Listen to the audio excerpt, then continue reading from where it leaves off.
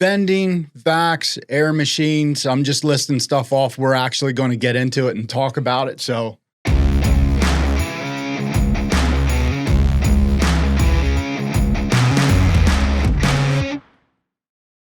all right, everybody, welcome back to the Kleen-Rite Radio podcast. I am Fix It with Phil. And as always, I'm here with my good buddy, Mark Tyndale. Mark, how we doing today? Good, Phil. I'm doing great. How are you? I'm doing fantastic. We are jumping back into this, which I love. And today is going to be all about unlocking hidden revenue centers or tightening up your revenue centers that you already have and maybe just being more deliberate about how you run that portion of your business. It's a business within a business, right? We always talk about doing an overall SWOT of the car wash, how you run the car wash, how you operate it, right?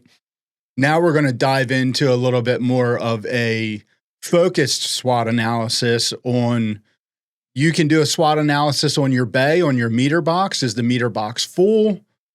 Vending, vacs, air machines. I'm just listing stuff off. We're actually going to get into it and talk about it. So, I mean, last time we had this discussion, we talked about, okay, everybody, every car washer has a site where maybe, one vacuum doesn't do as good as another vacuum, or one vendor doesn't do as good as another vendor, or, one function maybe is not selling that much because the drum never goes empty. Mm-hmm. Or what are those, forget about, we're going to talk about adding things, but what about just making the things you already have better?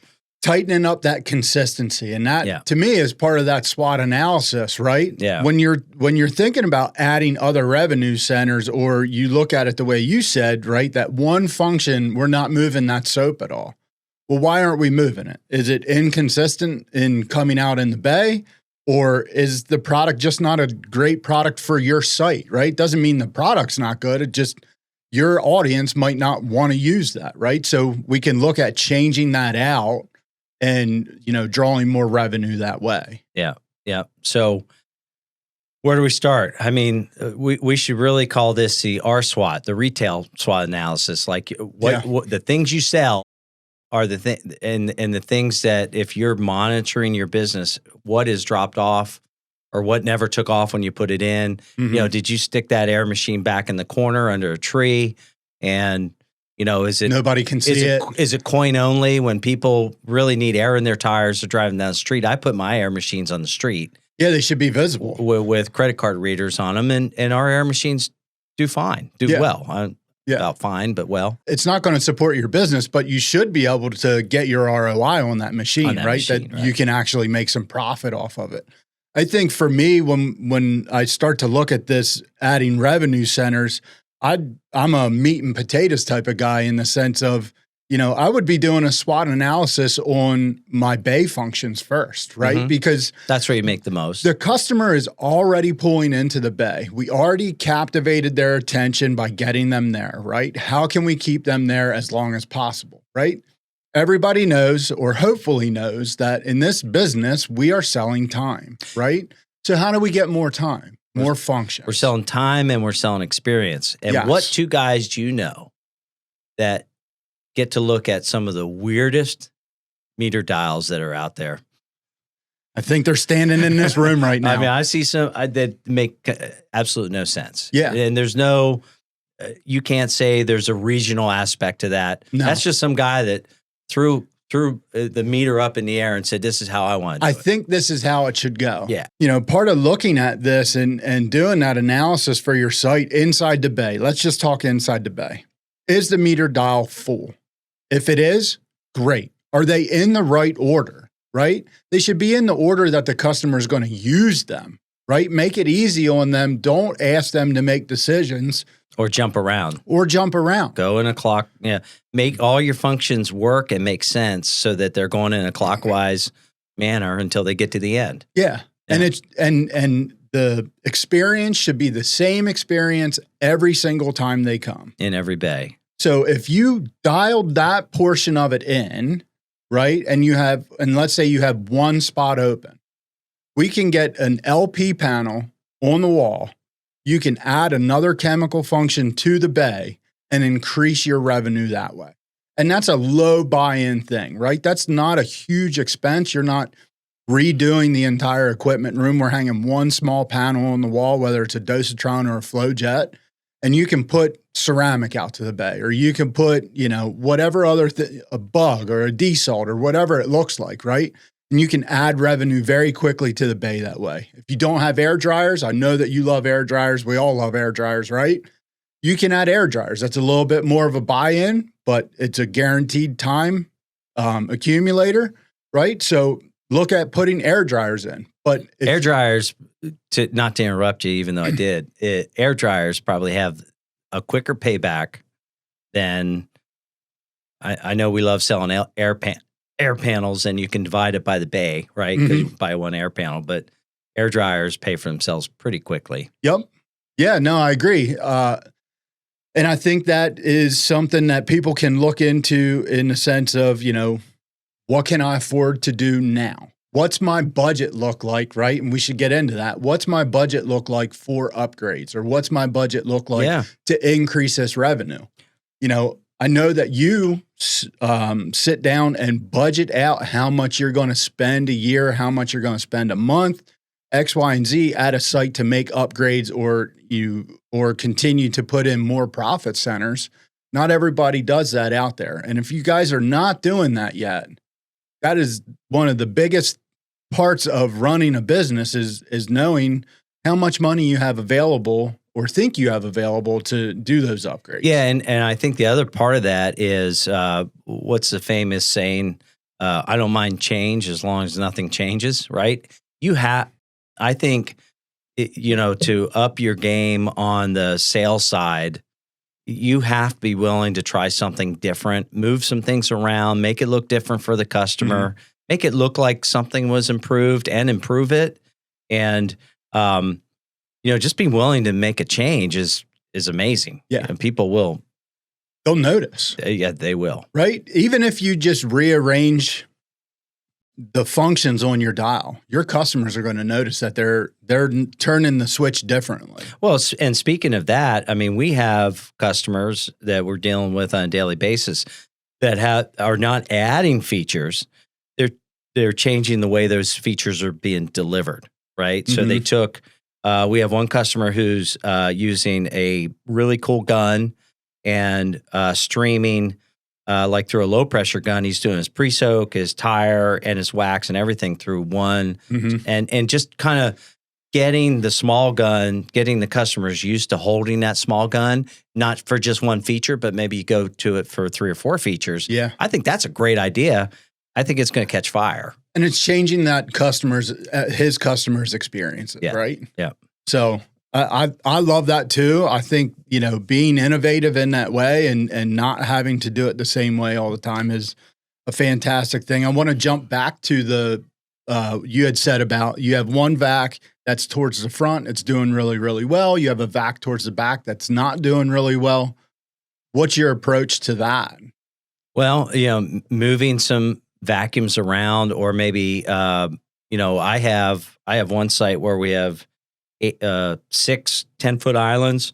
All the vacs in the front do fantastic. All the vacs in the back, they're only busy when we're really busy. And even then they're not. So, a lot of those, we're going to be moving those vacs probably to other locations where vacs are older, or repurposing those vacuums and maybe putting some kit vendors closer to the vacuums so that you're not walking that 10-foot island to see the kit vendor. It's real close. It's right there, right? So that's a perfect segue into placement. Now we've talked about the air machine being in the right place to get visibility to the street when somebody just needs air in their tires. Vacs being in the right place or the wrong place, and now we're at vendors, right? It sounds silly, but coin box placement, and that might be a major change for some people, but coin box placement, holder placement, boom placement is far more important than what a lot of people have given it credit. And you go into some of these car washes and everything's tangled and all, not everybody has the perfect high, wide bay. So you have to sometimes be creative to make that work. Yeah. But if it's messy, people aren't going to use it. Yeah. I mean, the first or second time that you get all that stuff crossed up in your bay. Yeah. Right. That a customer does. Well, I'm not going to use that anymore because that's a pain. Look, if you have, believe it or not, we buy different size high pressure hoses because we have two different size bays. Yep. Right. We have 12-foot bays and we have 13-foot bays, and our 13-foot bays, the high pressure hoses are a foot longer because in every bay, my gun holder's in the same spot.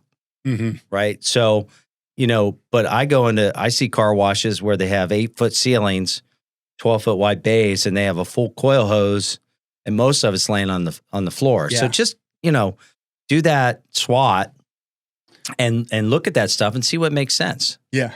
How am I presenting this to the customer? How am I making this as easy as possible? And that low buy-in revenue boost doesn't absolutely have to be a new machine, right? It could just be, like you said, doing your hoses correctly. Yeah. Or maybe the buy-in's moving a boom 2 foot so that it doesn't catch on another boom. I mean, I'll go into the weeds even further just about placement. When I was building car washes and people would say, I want to put my meters back to back, I would argue with them. I'd say, no, I want them all on the driver's side when they pull in. So when they get out the door, they can go right to the meter box. Mm-hmm. I don't want them to cross the car. And they're like, that's silly. I was like, I think it's organized. I think it's consistent. And I think it's easier on the customer. Yeah, if you want to make them walk around their car to pay you, go for it. Yeah. That goes with like vendor placement, right? You're going to put them right on the vac islands, like you said, so that as the customer's vacuuming, they can see that kit vendor right there. It's available to them. It takes them 2 steps to get to it. They're not walking across the lot to try to buy that product from you. Yeah. Right? I agree. What else can we talk about that they can do a SWOT? Even on the IBA, right? What do we have for our customers? Most of them, more than half, have IBAs. There's got to be. What do you do? What do you think about with your IBAs?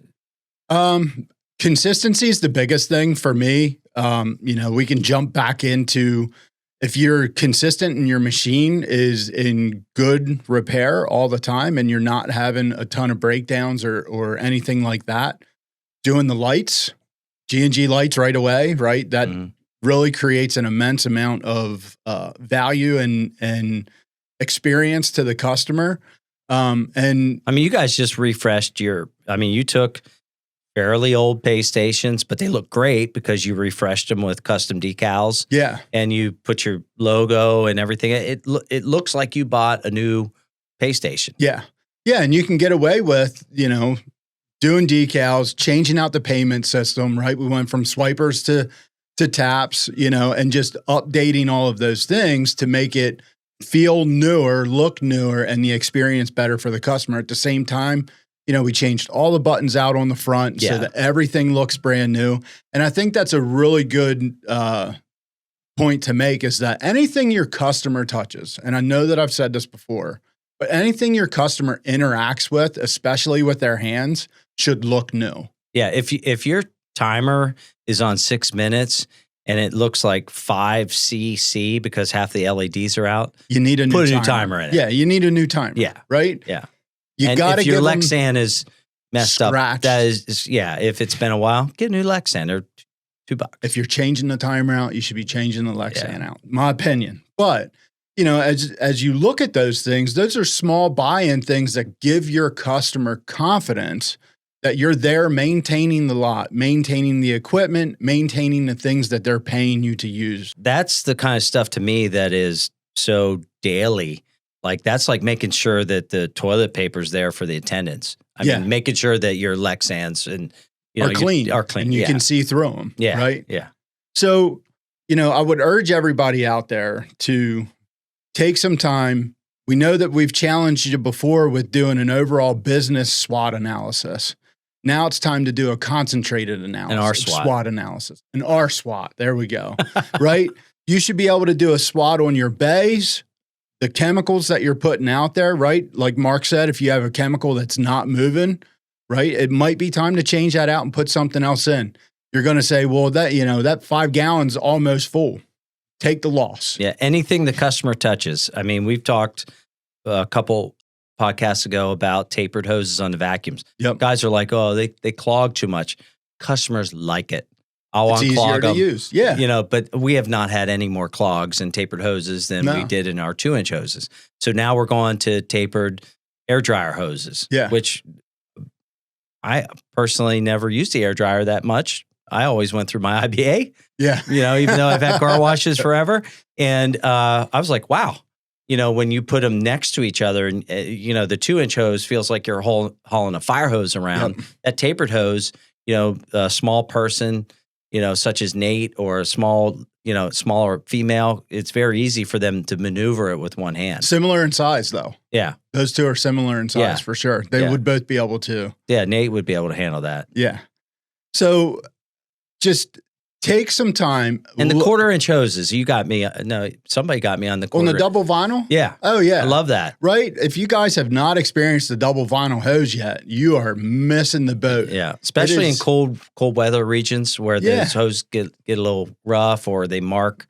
A little brittle. Yeah. Yeah. They're per se on the outside. That double vinyl from when the customer pulls in the bay and they see those double vinyl hoses, I use them on foam brush and I use them on HP and I took guns. your advice and I'm using high pressure hoses, double vinyl on the foam brush, and they're going to last 3 times as long. That clean, slick, shiny look of the foam brush handle back to that double vinyl hose, that consistency. And the pliable, just soft. Yeah. It changes the way that people interact with your things. And, you know, I don't think a lot of people know about them, to be honest with you. Well, hopefully they will now. Yeah. Right? From the Kleen-Rite radio podcast. Yeah.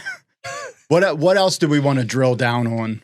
It would, you know, if you have one of those old, you know, stick them on signs that says, you know, car wash open, where it like you put the letters in. Oh, yeah. Get rid of that. Right. Yeah. Get a nice sign. Yeah. You know, I just went through, we had just redone all of our sign faces 4 or 5 years ago. They're all by the road. So they get a lot of road dust. You know, if you're not cleaning them, that you should clean them. But, you know, replacing the double faces on those was really not that expensive. Yeah. And it looks new. Yeah. Now the lights shine through it. We updated our logo a little bit. It really didn't cost that much money. And it's a big facelift for the entire site. Yeah. Right. Same thing, you know, quick grabs, vac domes. If your vac domes are dirty and you wash them down, maybe you armor them like I do once in a while just to get them to shine again. If you can't bring that luster back to them, putting new vac domes up there with new light bulbs that shine through there correctly, you can cause a lot of attention that way. We just branded our vacuums, you know, took the manufacturer decals off and put you know, our brand on the side. And then we took it a step further and got a wrap for the bottom of the stainless steel islands. It looks really hot. Another thing that didn't need to go get a loan. Yeah. Didn't need to have a big meeting because it was a big spend. It was fairly reasonable. Yeah. Reasonable spends that make a huge impact. Yeah, that's what we're talking about today. Yeah. So guys, think outside the box. Think about what you can do at your site to increase your revenue with what you have, whether it's through consistency or just updating a few things, or if it's adding a function in the bay, adding some vendors in the correct locations. Don't be afraid of trial and error. All right, everybody, that's going to finish up this episode of the Kleen-Rite Radio podcast. We want to give a big shout out to Laurel Vendors for sponsoring this series. If you guys don't have Laurel vendors on your site, kit vendors on your site, it's time to do it. You're missing out on small revenue centers all over the place. Yep. And if you haven't already liked, subscribed, or commented on the podcast, please do so. We want stories. We want pictures. We want new ideas. Yeah. We'll put them. If you have a great idea, we'll put you on the podcast. There you go. How about that? I love it. Yeah. All right, everybody. Till next time.